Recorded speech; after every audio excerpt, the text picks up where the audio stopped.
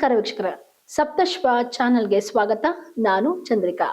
ಈಗಂತೂ ಮೊಬೈಲ್ಗೆ ಚಿಕ್ಕವರಿಂದ ಹಿಡಿದು ದೊಡ್ಡವರವರೆಗೂ ಅಡಿಕ್ಟ್ ಆಗ್ತಾ ಇದ್ದಾರೆ. ಫೋನ್ನ ಒಳ್ಳೆ ಕೆಲಸಕ್ಕೆ ಯೂಸ್ ಮಾಡೋಕ್ಕಿಂತ ಬೇಡ್ತಿರೋ ಕೆಲಸಕ್ಕೆ ಹೆಚ್ಚು ಉಪಯೋಗಿಸ್ತಾರೆ. ಈ ಮೊಬೈಲ್ ಇಂದ ಏನೆಲ್ಲ ಆಗಿದೆ ಅಂತ ನಮ್ಮೆಲ್ಲರಿಗೂ ಕ್ಲಿಯರ್ ಆಗಿ ಗೊತ್ತಿದೆ. ಯಾವುದೇ ಎಕ್ಸಾಂಪಲ್ಸ್ ಕೊಟ್ಟು ಹೇಳೋದೇ ಅವಶ್ಯಕತೆ ಇಲ್ಲ.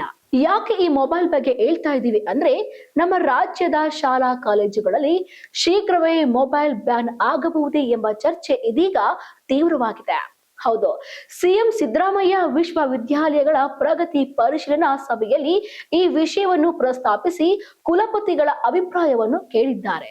ಇನ್ನು ಇದಕ್ಕೂ ಮೊದಲೇ ನಮ್ಮ ಸಪ್ತಶ್ವ ಚಾನೆಲ್ ನಲ್ಲಿ ಆಸ್ಟ್ರೇಲಿಯಾ ಸೇರಿದಂತೆ ಅನೇಕ ದೇಶಗಳಲ್ಲಿ 16 ವರ್ಷ ಒಳಗಿನ ಮಕ್ಕಳಿಗೆ ಮೊಬೈಲ್ ಮತ್ತು ಸೋಷಿಯಲ್ ಮೀಡಿಯಾ ಬ್ಯಾನ್ ಆಗಿದೆ ಅಂತ ಇನ್ಫಾರ್ಮೇಶನ್ ನೀಡಿದ್ವಿ. ನಮ್ಮ ದೇಶದಲ್ಲಿಯೂ ಆಗಬಹುದು ಅಂತ ಆಗ್ಲೇ ಕ್ಲೂ ಕೂಡ ಕೊಟ್ಟಿದ್ವಿ. ಅದರಂತೆ ಈಗ ಬ್ಯಾನ್ ಮಾಡೋ ಯೋಚನೆ ಮಾಡಿದೆ.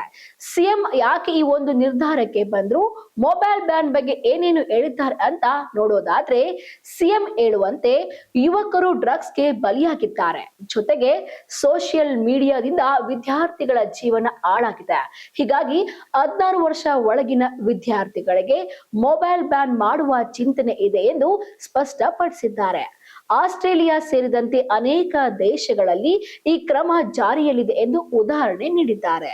ಸಿಎಂ ಪ್ರಸ್ತಾಪಕ್ಕೆ ವಿಶ್ವವಿದ್ಯಾಲಯಗಳ ಕುಲಪತಿಗಳು ಒಪ್ಪಿಗೆ ಸೂಚಿಸಿದ್ದು, ಕಾಲೇಜು ಕ್ಯಾಂಪಸ್ಗಳಲ್ಲಿ ಮೊಬೈಲ್ ಬ್ಯಾನ್ ಮಾಡುವಂತೆ ಸಲಹೆ ನೀಡಿದ್ದಾರೆ.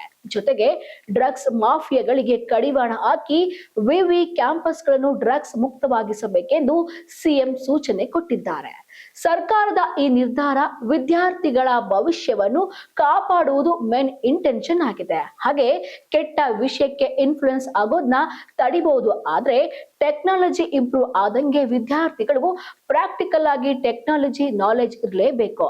ಒಟ್ಟಾರೆ ಈ ಮೊಬೈಲ್ ನ ಕೆಟ್ಟ ಕೆಲಸಕ್ಕೆ ಯೂಸ್ ಮಾಡ್ಬೇಕಾ, ಒಳ್ಳೆ ಕೆಲಸಕ್ಕೆ ಹಾಗೆ ನಾಲೆಜ್ ಇಂಪ್ರೂವ್ ಮಾಡ್ಕೊಳ್ಳೋಕೆ ಯೂಸ್ ಮಾಡ್ಬೇಕಾ ಅನ್ನೋ ಬುದ್ಧಿ ನಮ್ಮ ಕೈಯಲ್ಲಿಯೇ ಇದೆ.